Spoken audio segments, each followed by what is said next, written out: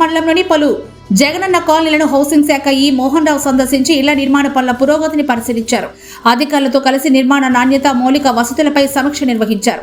అనంతరం కార్యాలయంలోని రికార్డులు తనిఖీ చేశారు. ఈ సందర్భంగా ఆయన మాట్లాడుతూ జిల్లాలో ఆప్షన్ 3 కింద కాంట్రాక్టర్లు నిర్మించిన ఇళ్లలో నాణ్యత లోపాలు ఉన్నాయని, ఫిర్యాదుల నేపథ్యంలో క్వాలిటీ కంట్రోల్ అధికారులు విస్తృతంగా తనిఖీలు చేపట్టినట్లు ఈ మోహన్ రావు తెలిపారు. ఈ తనిఖీల్లో మొత్తం 6,980 ఇళ్లలో నాణ్యత లోపాలు గుర్తించినట్లుగా తెలిపారు. ఈ లోపాలకు సంబంధించి 141 ఏజెన్సీలను బాధ్యులుగా గుర్తించగా అందులో 67 ఏజెన్సీలు సరిచేయడానికి ముందుకు రావడం లేదని తెలిపారు.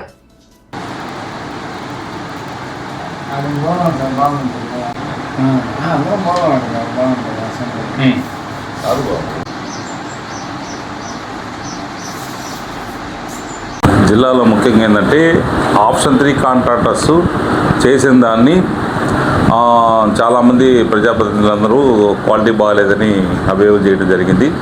దానికోసం ఏంటంటే క్వాలిటీ కంట్రోలర్లు వచ్చి మన జిల్లా మొత్తాన్ని వెరిఫై చేసి క్వాలిటీ సరిగా లేని ఒక లబ్ధిదారుల జాబితా మనకి ఇవ్వడం జరిగింది. దాంట్లో 141 మంది ఏజెన్సీలు ప్లస్ 6,980 ఇళ్ళు వచ్చినాయి. దాంట్లో వాళ్ళందరినీ పిలిచి ఇప్పుడు క్వాలిటీ రెక్టిఫికేషన్ చేస్తున్నాము. ఇంకా 67 ఏజెన్సీలు ముందుకు రావట్లేదు.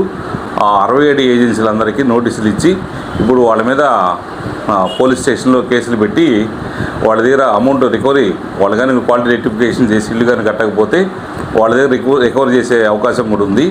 దానికని ఈ రెక్టిఫికేషన్స్ కోసంగా తిరుగుతున్నాము. అలాగే వచ్చేసి ఉగాది కింద 5 లక్షల ఇల్లు పూర్తి చేయాలని చెప్పేసి గవర్నమెంట్ ఆదేశించింది. దాంట్లో భాగంగా మన జిల్లాకి 20,468 ఇళ్ళు వచ్చాయి. దాంట్లో పూర్తి చేసేదానికి మేము ఆప్షన్ 1 and 2లో ప్లస్ గ్రామీణ హౌసింగ్ పథకంలో కూడా తీసుకొని అవన్నీ పూర్తి చేసేదానికి చర్యలు తీసుకుంటున్నాం.